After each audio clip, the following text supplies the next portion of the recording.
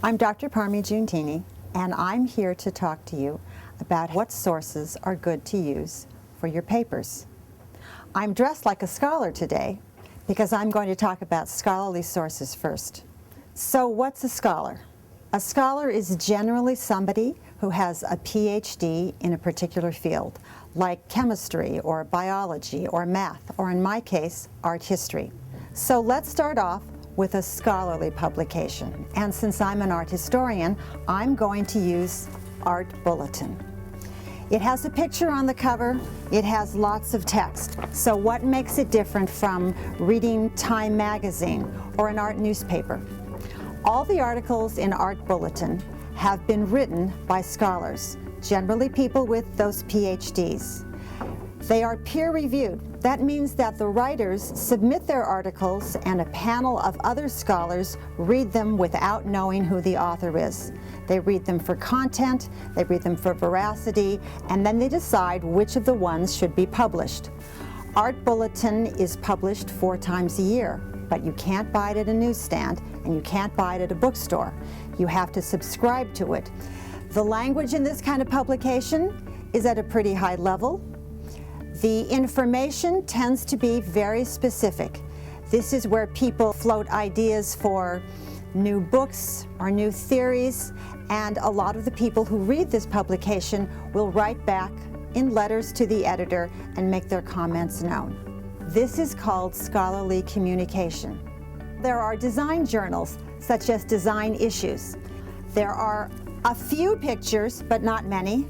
All of the articles have footnotes and bibliographies, and you can find the credentials of the author too. You can do this whether you're working on architecture or film or even fashion. Fashion Theory is probably the top of the line fashion journal for the discipline. Like all the rest of the scholarly publications, it's published by an academic press. Every field or discipline has its own journal. So whatever you're looking for in your paper, if you want to find the very best and latest, but also the most challenging kinds of articles, you would go to an academic or scholarly journal. Professional publications are written by people in the business, for other people in the business.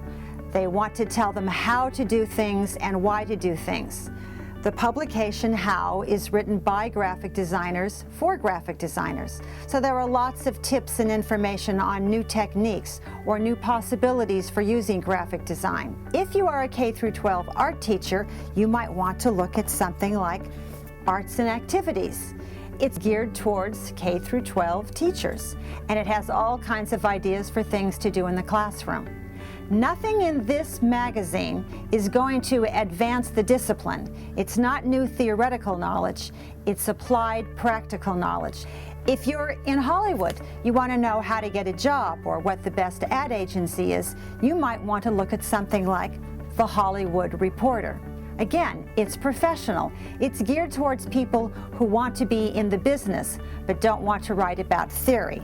There's a gray area in professional publications. For example, the Chronicle for Higher Education.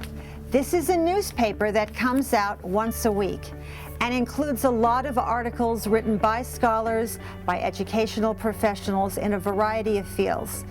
It doesn't advance theoretical information, it gives a lot of professional information. Most colleges, universities make sure they subscribe to a copy of this, so it is readily available for their faculty. In the fine art world, there are some professional publications. If you are interested in the gallery world, that is, if you are an artist or a curator or a gallery owner or somebody who is interested in buying either historical or contemporary fine art, you might want to read something like the art newspaper. Now let's talk about popular publications and substantive news publications. What's a popular publication? Something like Elle magazine, which you can find on any newsstand, in the doctor's office, every time in a beauty salon. It's full of ads, shots of new clothes, catchy articles on everything from what kind of shoes to wear to what kind of sex to have. How much will a popular source like Elle help you if you're writing on fashion? Probably not very much. For that, you're going to have to go to fashion journals or more professional magazines, or even books and websites. Vogue is full of articles, some of them very interesting, often written about art, theater, architecture even sometimes, psychology, as well as lots of pictures of beautiful clothes and lots of ads. Architectural Digest is another popular source. It's full of very glossy photographs. It's published on very good, heavy white paper.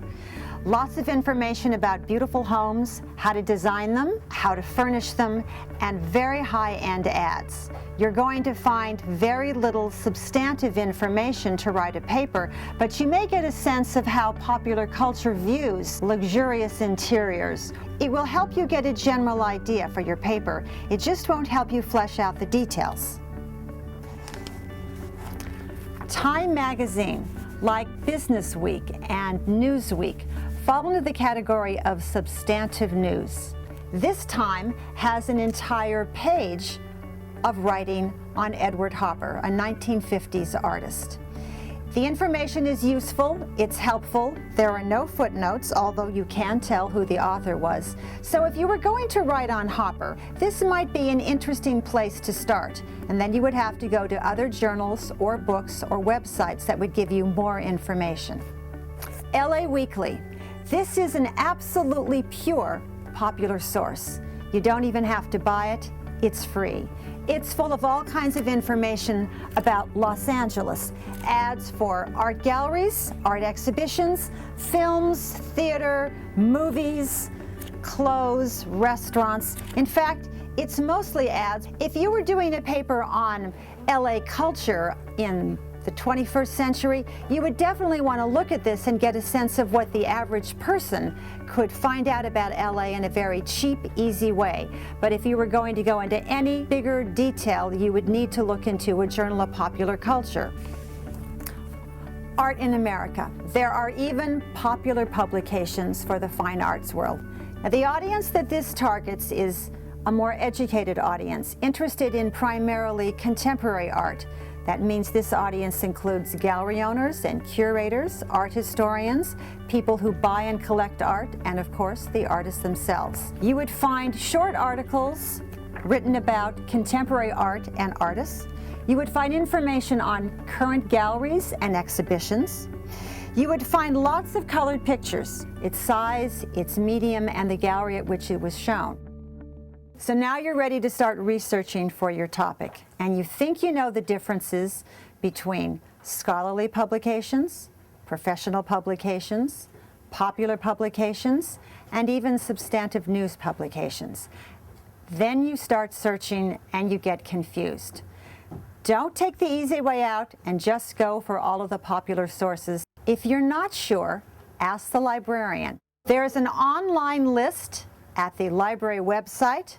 There's a list in the back of your reader. It goes through all of the information that I've just gone through. Remember that you need some sources that come out of journals. Use popular sources very, very carefully. They're probably not going to give you a lot of useful information. It doesn't mean they won't be helpful. It just means you won't be able to write your entire paper from them. The best kinds of sources give you the credentials of the authors, so you know if somebody is a writer for a journal on a regular basis, a professional in the field, an art historian, or a chemist, the institution or the college at which they work. It's really important to do that kind of research. That way you can rely on the information and know that you are using good sources to further your argument. Don't give up. Nobody does it perfectly the first time.